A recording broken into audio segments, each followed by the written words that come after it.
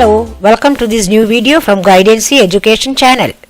In this video, we will discuss some problems related to the third application of dimensional analysis, namely conversion of unit from one system to another system.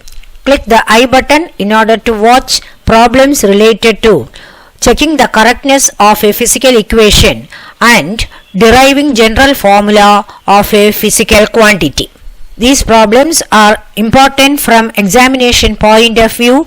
They are all sure questions. So watch the video completely without skipping, and if you think the video is useful, like the video, share the video, and also leave your comments in the comment box below. Do not forget to subscribe to my channel and also press the bell button so that you get intimated as soon as videos are posted. Thank you very much. Let us read the problem.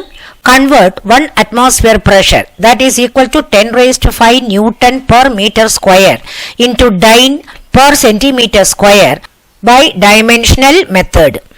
It is specified in the problem that we have to use dimensional method.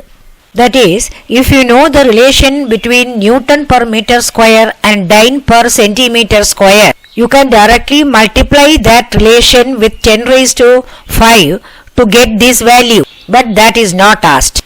1 atmosphere pressure is equal to 10 raised to 5 Newton per meter square in SI system.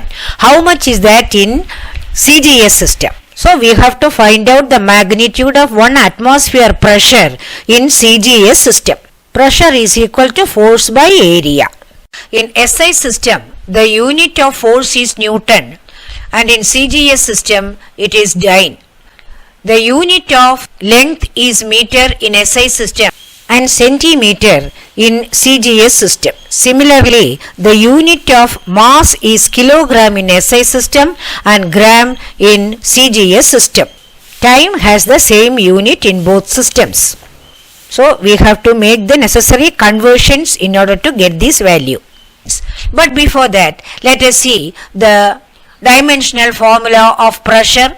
What is pressure? Pressure is equal to force by area, which is equal to M L T raised to minus 2. That is mass into acceleration divided by area, which is L into L. So on simplification, we get M L raised to minus 1 because it is in the denominator, and T raised to minus 2. This is the dimensional formula for pressure. Here pressure is given as 10 raised to 5 Newton per meter square. We will first equate Newton per meter square and dyne per centimeter square. Then multiply that with 10 raised to 5. The dimensional formula for n m raised to minus 2 is m l raised to minus 1 t raised to minus 2. In SI system, mass is in kilogram. So, m units of mass in SI system is equal to 1000 grams. That is 1000 units in CGS system. Unit of length in SI system is meter.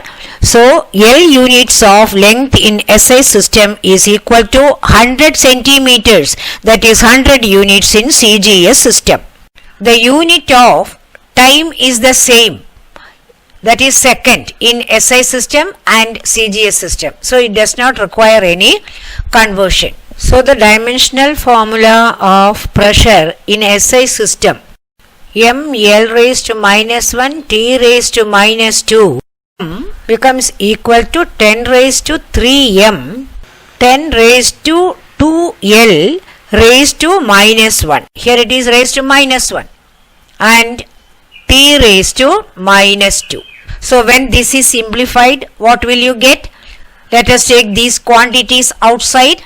10 raised to 3 into 10 raised to 2 raised to minus 1. So 10 raised to minus 2. So 10 raised to 3 into 10 raised to minus 2 becomes 10 raised to 1. Then m l raised to minus 1 and t raised to minus 2. So 1 Newton per meter square is equal to 10 dynes per centimeter square. So for 10 raised to 5 Newton per meter square, this quantity will be 10 raised to 5 into 10. That will become 10 raised to 6 dynes per centimeter square. So this is the answer. So 1 atmosphere pressure is equal to 10 raised to 6 dynes per centimeter square. I hope this is quite clear. Let us do this problem. A body has an acceleration of 10 km per square hour. Convert this into CGS system. It is not specified that we should make use of dimensional analysis method. So we will convert this directly into CGS system and then attempt the problem making use of dimensional analysis method. Kilometer per square hour becomes centimeter per second square in CGS system. So this quantity has to be converted. Kilometer becomes 10 raised to 5 centimeter. Hour becomes 3.6 into 10 raised to 3 seconds. That is 60 into 60. 3600, which is written as 3.6 into 10 raised to 3. So many seconds raised to minus 2. So this is the equivalent of kilometer per square hour. On simplification, this becomes 10 raised to 5. This negative suggests that this quantity is in the denominator. 3.6 raised to 2 in the denominator, the negative sign becomes positive. Into 10 raised to 3 raised to minus 2 becomes 10 raised to 6 in the denominator, equal to 10 raised to 5 divided by 12.96 into 10 raised to 6. This is for 1 kilometer per square hour. For 10 kilometer per square hour, this has to be multiplied by 10. 10 raised to 5 into 10 is equal to 10 raised to 6. 10 raised to 6 upon 10 raised to 6 gets cancelled. What remains is 1 by 12.96 centimeter per second square. On simplification, this becomes 0.0772 centimeter per second square. Supposing we are following dimensional method, by dimensional analysis method, the procedure slightly changes. We will first write the dimensions of this unit, kilometer per square hour. This is length and this is time. So L t raised to minus 2. This is the dimensional formula for acceleration. L units in kilometer per square hour becomes equal to 10 raised to 5 units in CGS system. This is centimeter. And t units of time becomes 3.6 into 10 raised to 3 units. This formula will become 10 raised to 5 L into 3.6 into 10 raised to 3 T, the whole raised to minus 2. This expression is the same as this expression. Let us take these quantities outside. 10 raised to 5 into 3.6 into 10 raised to 3 raised to minus 2 into L t raised to minus 2. This is the dimension for acceleration in CGS system.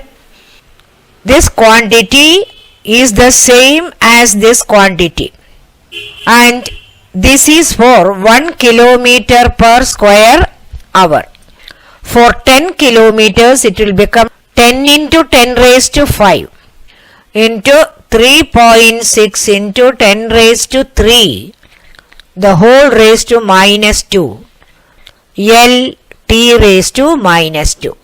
On simplification, you will get the same value, 0.0772, and this expression is equivalent to centimeter per second square. The question may be asked in any one of these methods. If you are asked to use the dimensional analysis method, you can use this method. If not, you can use the first method. That's all. I hope this is quite clear. We will do one more problem. Let us try this problem. If the units of force, energy and velocity are 10 Newton, 100 joules, 5 meter per second, find the unit of length, mass and time. All these units are derived SI units.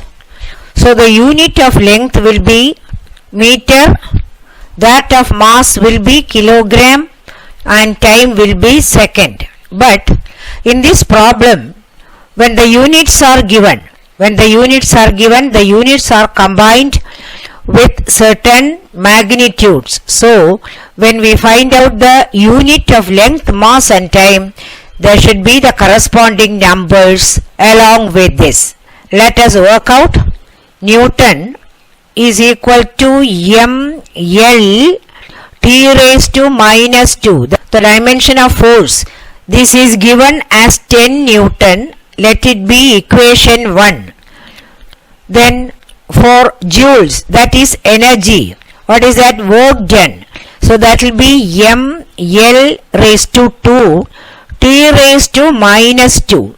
That is given as 100 joules. Velocity is meter per second. That is equal to m raised to 0 l t raised to minus 1. That is equal to 5 meter per second. Let it be. Now compare these two. Let this equation be marked as 2 and this one as 3. If we divide equation 2 by equation 1, we can get the value of L because all the other quantities are the same. They will get cancelled. So dividing equation 2 by 1, we get m L raised to 2 t raised to minus 2 divided by m L t raised to minus 2. So from this we get L is equal to 100 by 10 equal to 10. This is 10 meter. This is the unit of length. L is equal to 10 meter. To find the unit of time, apply the unit of length in equation 3. Instead of L we will write 10. T raised to minus 1 is equal to 5. T raised to minus 1 is equal to 5 by 10. T is equal to 10 by 5. So this becomes equal to 2. The unit of time is second. So 2 second. So the unit of time is 2 second and unit of length is 10 meter. Now we have to find out the unit of mass. Apply these units in equation 1. M 10 2 raised to minus 2 is equal to 10. We have to find out m. So m is equal to 10 by this 10 in the denominator 2 raised to minus 2. In the numerator it will become 4.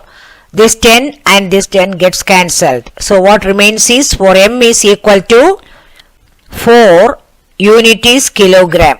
So in this problem really we are not asked to convert one unit into another. We are asked to find out the magnitude or the unit of these quantities. So the answer is L is equal to 10 meter, T is equal to 2 seconds and mass is equal to 4 kg. I hope this is quite clear. We have tried 3 problems and all the 3 problems are of different types. I think this will help you really to approach different types of problems in the examination with confidence. Keep practicing. We will meet in the next video with the next topic. Thank you very much.